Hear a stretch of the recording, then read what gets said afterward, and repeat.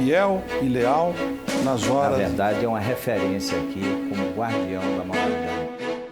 Mente conciliador, é um homem absolutamente leal com todos. Dúvida que Hernando Shoa tem um papel muito importante na construção da ordem. Na verdade, é uma referência aqui como guardião da moralidade.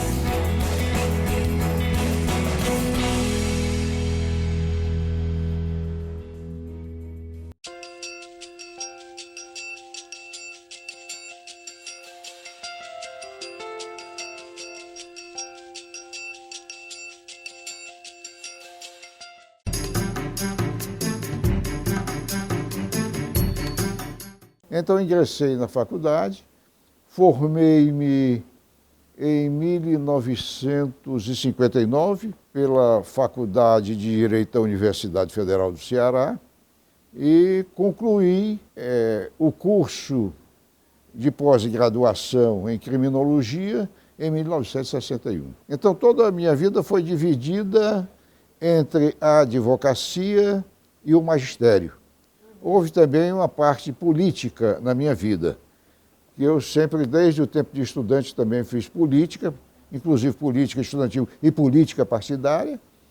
Fui secretário algumas vezes, inclusive ocupei uma cadeira no Senado Federal. Quando de sua passagem pelo Senado Federal, Hernando Shoa nunca se afastou das lides advocatícias. E ele, na verdade, é uma referência aqui como guardião da moralidade pública por conta dos próprios artigos que escreve contra a corrupção e prova disso ele deu quando esteve no Conselho Federal. Depois disso, a trajetória de Hernando foi uma coisa admirável. Não se limitou a promover justiça apenas dentro dos tribunais. Ele queria mais. Ele queria justiça também fora dos limites dos tribunais. Ele é um homem que, sem erguer a voz, fala a longas distâncias.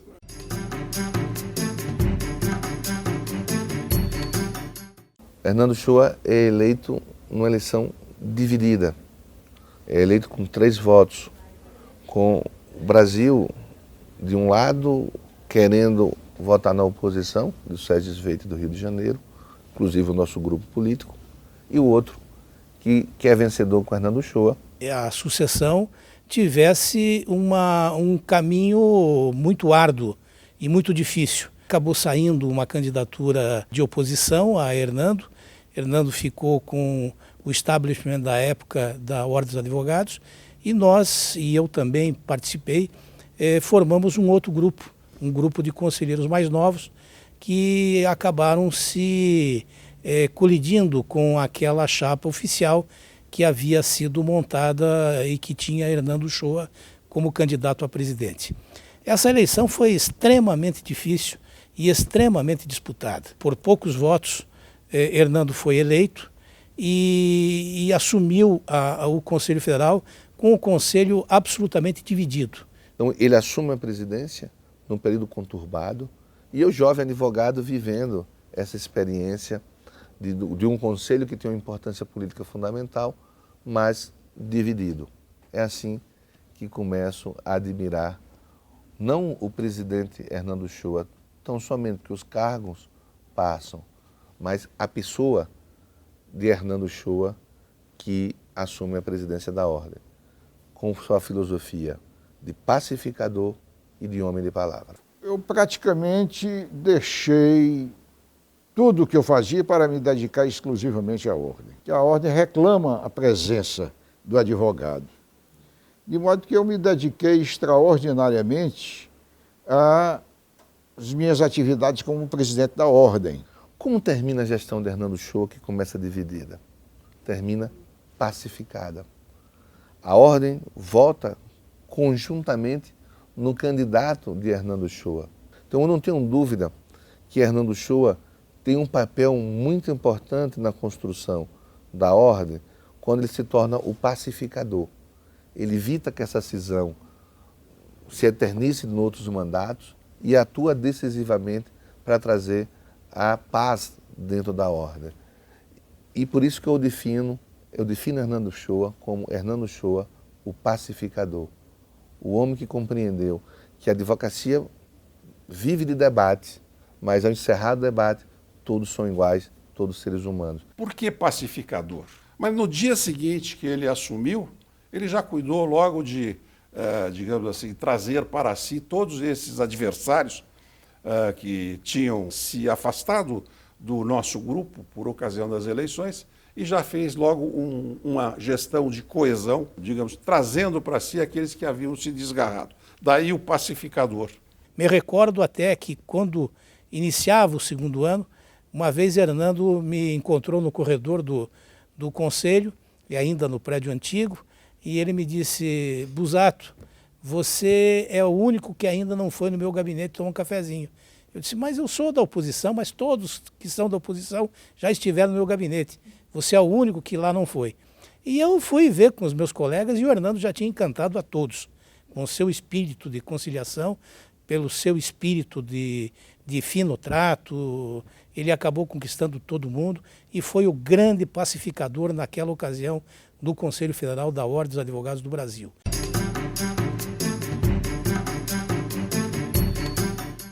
A Carta de Fortaleza, eu diria que foi como que um reflexo já da posição adotada pelo Conselho Federal, no firme combate a essa proliferação de medidas provisórias. De certa forma, até usurpa o Poder Legislativo, a ordem foi sempre contrária.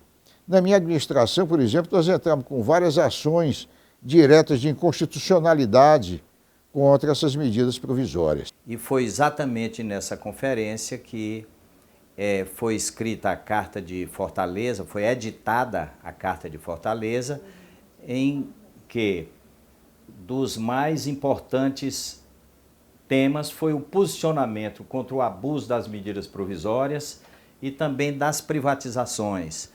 Envolveu, de outro lado, a compra e venda de votos nas eleições de um modo geral. Hernando continuou essa luta para preservar as competências do Poder Legislativo, preservação esta sem a qual não sobrevive a democracia. Então, mais uma atitude democrática em defesa das instituições livres do nosso país é esta temática deste encontro na Conferência Nacional.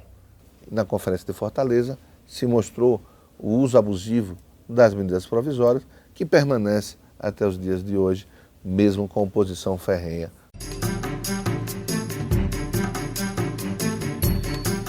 Sempre atuei na área criminal, sempre. É uma questão de vocação e que eu tenho para o direito penal. Na advocacia, eu tive muitos casos interessantes, talvez não desse para contar tudo aqui só num livro. Mas tem um, eu estava fazendo um júri em Caucaia e estava ameaçado de que se fizesse esse júri, morreria. De outra feita, eu fui também, era advogado também, numa cidade já mais distante, no interior. Havia também ameaça de morte, etc. Minha mulher ficou apavorada e não queria que eu fosse para o júri. Eu digo: olha, se eu deixar de fazer o júri, então eu tenho que deixar de advogar. E advogado não tem o direito de ter medo, não. No nosso dicionário não pode existir essa palavra medo. Não tem negócio de medo, não. Vou fazer o júri e fui. Desse de Caucaia houve interessante, quer dizer, interessante não, porque houve morte. Mas quando eu saí de lá, do júri, que eu absolvi o meu cliente, vim no automóvel, com pouco tempo eu já ouvi, foi o tiro lá e tal. Aí eles mataram o meu cliente, tinha sido absolvido, mas eles mataram lá na porta. Não mataram a mim, mas mataram o meu cliente.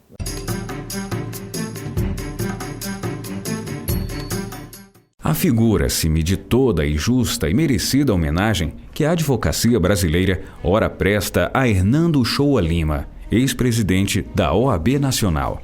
Mandando minhas congratulações ao homenageado, reafirmo o alto grau de estima e admiração que lhe devoto.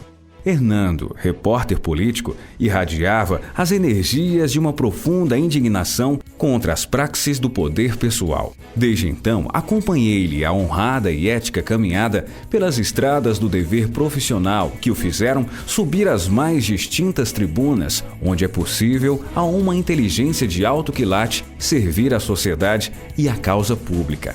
Paulo Bonavides, Fortaleza, 1º de junho de 2015. Eu defino o Hernando Shoa Lima em 3 palavras que são conciliação. Ele é um homem extremamente conciliador, é um homem absolutamente leal com todos e é um homem absolutamente republicano. Competência, lealdade e solidariedade.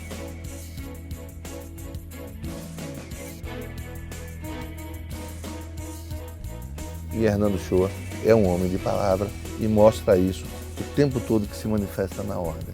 Fiel e leal nas horas incertas. Filho das liberdades e amante da advocacia.